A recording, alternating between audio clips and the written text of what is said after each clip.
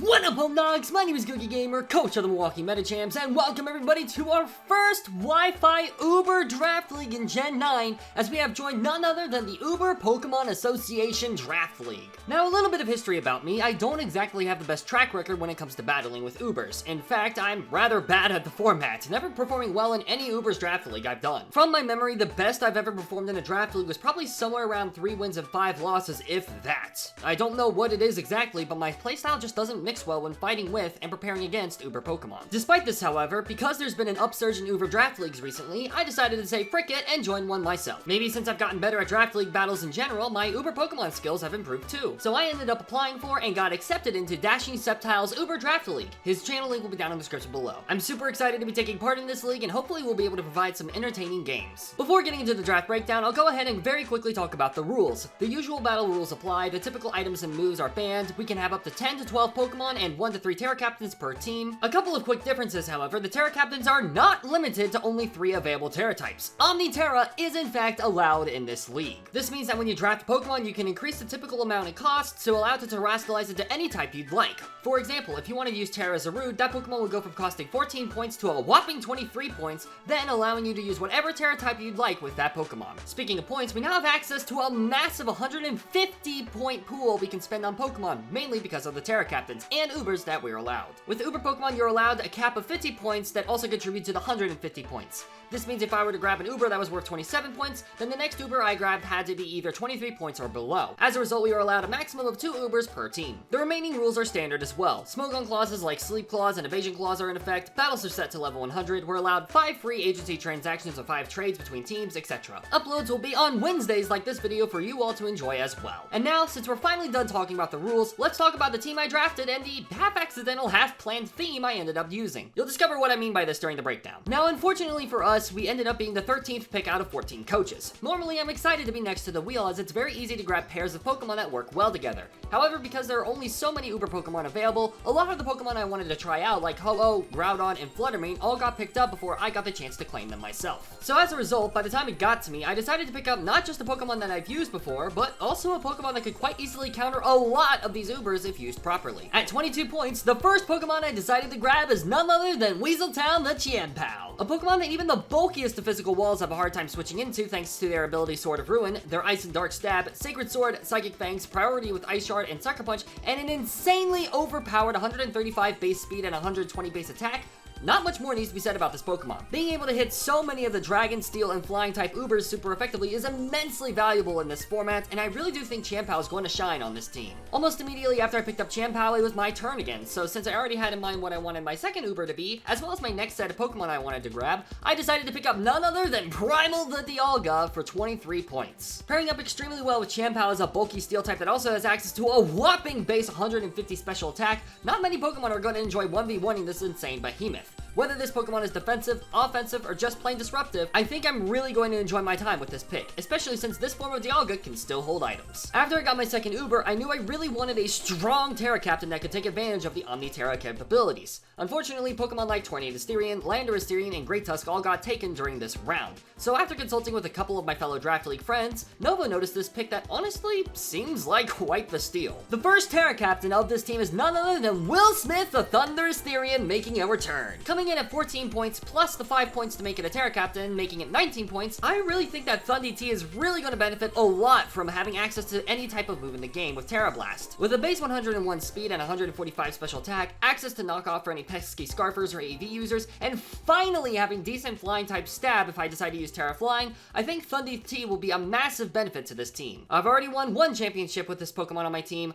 Let's see if I can win a second one. Once I grabbed Thundy T, I knew what the next Pokemon I wanted to grab would be. I've wanted to use this Mon for a while now, as it can be quite the bulky ghost type that can deal a crap ton of damage after some time has passed, and can also really punish Rapid Spinners as well. And after seeing how well it paired up with the rest of this team so far, I decided now was as good a time as any to pick them up. Everybody, please welcome none other than Amanda Young the Annihilate to the team. Coming in at 16 points, Annihilate is a Mon that can not just eat hits with quite decent defenses and a base 100 HP, but they can also deal a crap ton of damage back with Stab, Drain Punches, a base 100 115 attack, and of course, their signature move, Rage Fist, which increases in power every time Annihilate gets hit, and it doesn't reset after switches. I really think Annihilate fits this team super well, and I'm extremely excited to finally get the chance to use it. Once I grabbed Annihilate, I realized in my team prep doc that there was actually an interesting theme going on with the Pokemon I've drafted. This gave me an idea of committing to the theme, despite the fact that I had originally gone into this league not intending to do so. You've possibly already noticed it yourselves, and it's also probably in the title of this video, but that's besides the point. However, I didn't want to commit to this idea quite yet because I didn't want to risk heavily sabotaging my team. I decided to see if my next 2 picks made it back to me, and thankfully they actually did. For my 5th pick, since I noticed the fairy types were starting to dwindle, I decided to pick up none other than Transrites the Hatterene, a slow Pokemon that works quite well under Trick Room, as well as a Healing Wish Pokemon that can hit hard with Psychic and Fairy Stab, paralyze opponents with Nuzzle, and the ability Magic Bounce to help discourage my opponents from setting up hazards against me really benefits my team quite a bit. I was also thinking about grabbing Florges, but I decided on Hatterene instead due to the reasons I stated above, as well as Hatterene being a more bulky on the physical side, which is a great help to counter the fighting types that both my Ubers are weak to. And speaking of being a good switch into fighting types, I also managed to grab the next pick that's similar to Annihilate I've been curious about trying. Not only does this Pokemon give me a bulky, grounded poison, it also gives me another immunity to electric attacks, a water absorber, as well as an unaware Pokemon, and a bulky wall that can reliably set up hazards and recover effectively. Everybody please give a warm welcome to Raspberry the Clodsire. While this Pokemon can be fairly reliably walled, as I have done with a Haunter of all things in the past, I still think Clodsire in the right matchups and with the right coaches can still be an immensely tough Pokemon to take out. Hopefully this team will allow Clodsire to put in work. It was once I grabbed Clodsire that I finally decided to commit to the theme that I thought of after drafting Annihilate back in round 4. And that theme is none other than an all-blue Pokemon team.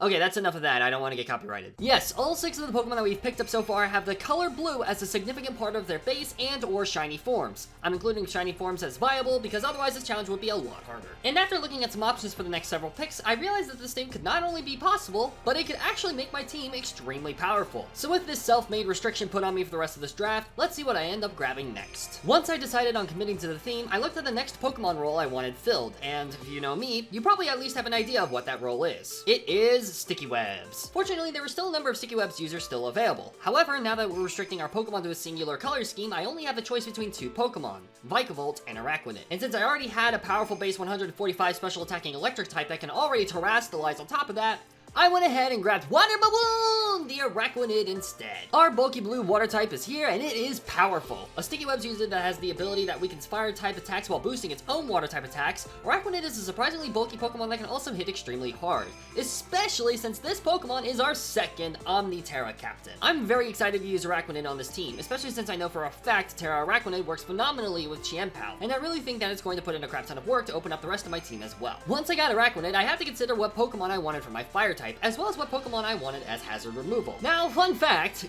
Colossal's shiny form is actually blue. But not only do I have Volga the Colossal in another ongoing league, the CMM Mudkip division, as well as having recently gotten my first ever championship title with her in the SPDA Master Ball division, I wanted to give some other Pokemon a shot instead. Will this be a mistake? Hopefully not. So let's talk about the next 2 Pokemon that I decided to grab. The first of which being my spinner, Jack Frost the Alolan Sandslash. Now I've used Alolan Sandslash as the Terra Captain to great success before in Season 3 of the SDA. However, this Alolan Sandslash isn't able to terrestrialize, which obviously isn't ideal when he's got a quad weakness to fire and fighting type attacks. On top of that, both of Alolan Sandslash's typings are covered by both of my Uber Pokemon. However, I do still really like Alolan Sandslash's role on this team, as I do like the speed tier option it gives me, as well as a fairly reliable Snowscape setter, a resistance to Stealth Rocks for easy spin potential, and a surprisingly powerful attack stat that combined with moves like Icicle Crash, Earthquake, Iron Head, and Knockoff makes for a surprisingly considerable threat. Hopefully Jack Frost is just as powerful without Terra as he is with it. Once I got my spinner, I knew I needed to grab a powerful fire type before all the blue ones got taken. I still had a couple of options I could grab, Ceruledge being a fairly major one. However, I wanted to grab another heavy-hitting special attacker so that I didn't have to rely on purely Dialga and Thundurus Therian. And that's when I happened to notice that an old friend of mine from another Pokemon game was still available. And that Pokemon is none other than my Pokken main Chandelure. Good old Shandy is quite the fun Pokemon to use, with a base 140 special attack as well as a decent base 80 speed that pairs up extremely well with Araquanid in his webs. She also gets good coverage as well as stab, fire, and ghost type attacks, meaning that this is the perfect Pokemon to break down teams for Pokemon like Chien-Pao and Annihilate. I'm extremely excited to finally use my Pokken main in Gen 9. Now that I have my water and fire type, as well as realizing that I had a pretty rough weakness to ground types by this point, I decided that it was finally time to grab a grass type Pokemon. The only problem is, the only low tier blue grass types available that I found were Shiny Whimsicott, a Pokemon that I could grab, but I didn't want to spend the rest of my points on it, and Vileplume, a Pokemon that, unfortunately, doesn't resist ground types. Like Colossal, I also have a Terra Vileplume in the CMN Mudkip Draft League, so I decided to continue searching for a grass type, and lo and behold, I found a Pokemon that is surprisingly only worth 2 points, even as a Terra Captain. And not gonna lie, I think that this Pokemon with Terra could unironically be extremely hard to take out. Everybody, I am pleased to announce that the real Uber of this team is none other than Jumpluff.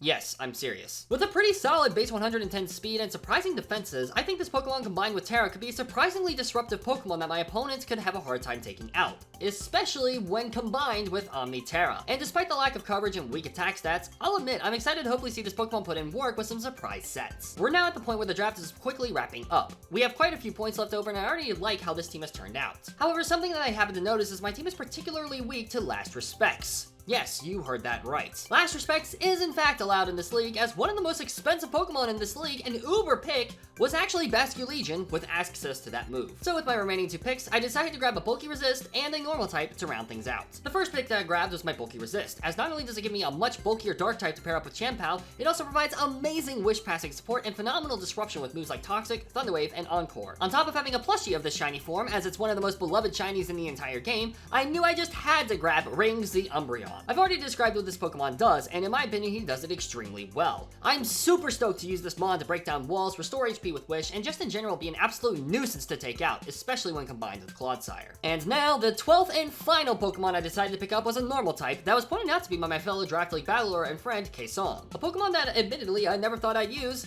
Please welcome Murka, the Unnovan Braviary, to the team. A Pokemon that's surprisingly bulky with a whopping base 100 HP, the ability to click Bulk Up, Roost, and Tailwind, the ability to pivot with U-turn, and even the ability to defog hazards and screens away give Braviary a surprising role on this team that I think could really come in clutch in a few games, especially the ones where Last Respects could be a huge threat. Hopefully Braviary doesn't let us down. And that's the full team for the Milwaukee Metachamps debut in the Uber Pokemon Association. Overall, I'm very excited to use this team. In my opinion, these Pokemon work extremely well together, and I think this team will really give my opponents a hard time. Hopefully I can make these Pokemon shine in the Ubers format. Thank you all so much for watching this video. Be looking forward to week 1 of this league coming out on Wednesday the 26th at 11 a.m. Central Standard Time. And if you'd like to check out our team previews and get our battles a day early, then I encourage you to check out my Ko-fi page down in the description below. There are also multiple other benefits that you could receive if you choose to become a member, and any support that you are able to give is always immensely appreciated. I also wanted to take a quick moment to thank the Commissioner, Dashing Sceptile, and the mods of the UPA Discord server for giving me a chance to take part in this league. And I also wanted to give a quick shout out to all the other coaches in this league as well. All of their links will be down in the description below. Please be sure to check everybody out and show them support as well. I'm super excited to get to know everybody in this community, and I hope I can provide some exciting and entertaining battles for y'all to enjoy. With that being said, I'm going to go ahead and wrap this video up here.